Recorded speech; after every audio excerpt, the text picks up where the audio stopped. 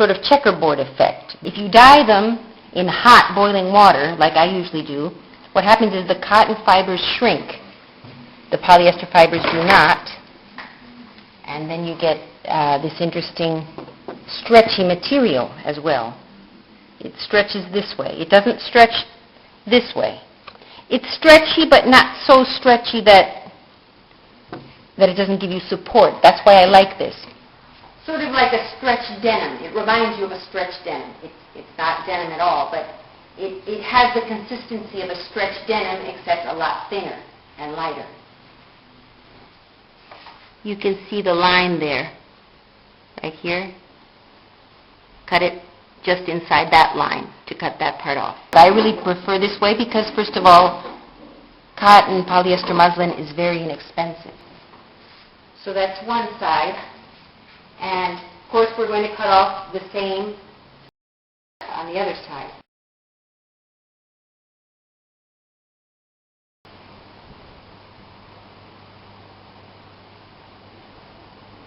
Start at the fullest part of your bust, where it starts at the top, and down through the middle to where it ends at the bottom.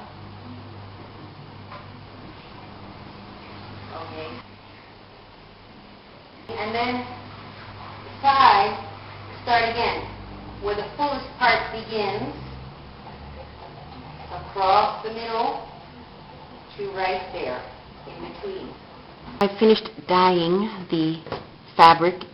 It almost looks like a light blue jean fabric. Here are the cotton fibers. Over here, those are the polyester fibers.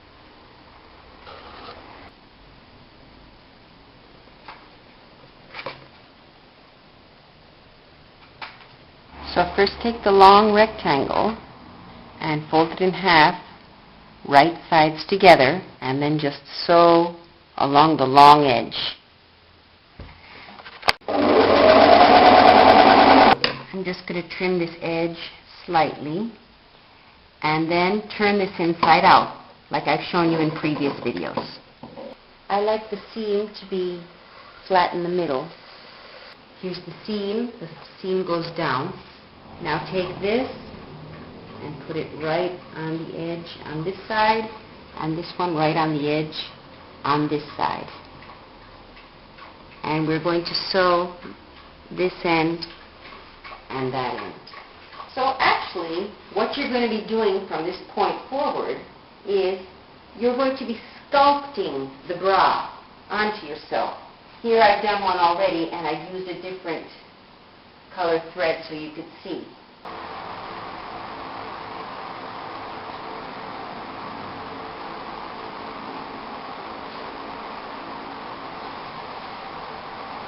Whatever you do to one side, you do exactly the same to the other.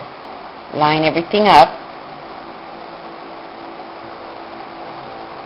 and just line that up with that one.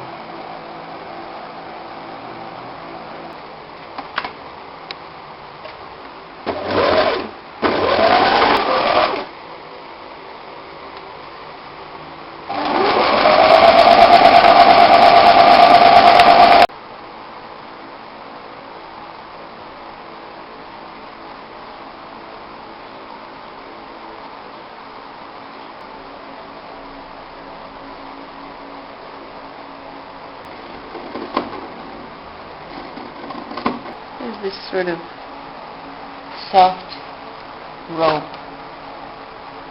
I like to use soft rope. So here we're just going to encase it. Here we're going to sew this in and we're just going to encase this like this.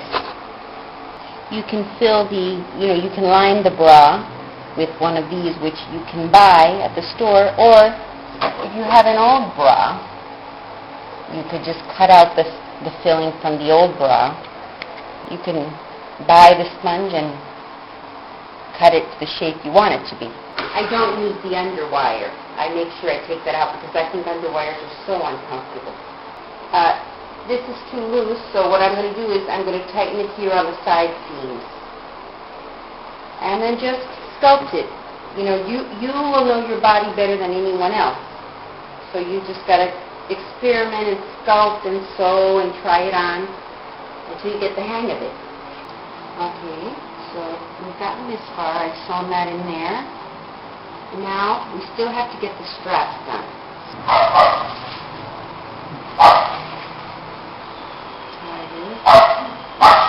Now we have to figure out more or less how long we want the straps to be.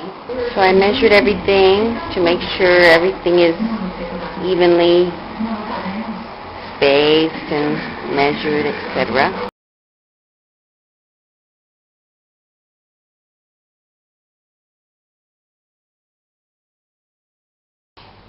Also check for any gaps. For example here, see how this slips out? That's the fabric telling me that it wants a dart. So just flatten it. Again, you're sculpting, you're seeing it and you're doing it your own way. So in my case, my bra or bathing suit top wants a dart here. So just fold it over. I'll actually be doing this in front of the mirror, but this is to give you an idea. Put the pin in, and then when you sew it, you sew the dart in there. Of course, at the end, when I'm all finished with this, I can get rid of this black thing. I'm just using it now to keep it on me while I sculpt, but at the end you can snip that off and sew in the hooks and etc. This is the way to do it. Zigzag. Zigzag to the point where you want to. Then, if the needle's up, make sure it goes in. So stick the needle in. Leave the needle in. Lift the presser foot. This is so you don't lose your spot. Turn it around. And now we're going to zigzag back the other way.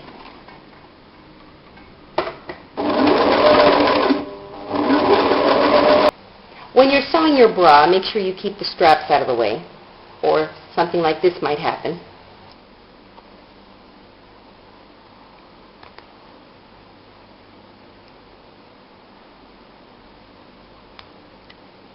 The seam ripper is sort of like a sharp little knife here.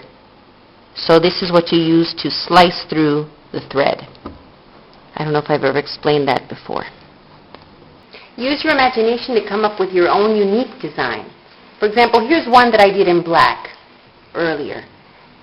For the closure, what I did was, remember those, here's the thing, remember the cord that was there? Instead of cutting it off and putting a hook in, I decided to just loop the cord that was hanging there, and then I put a long string on the other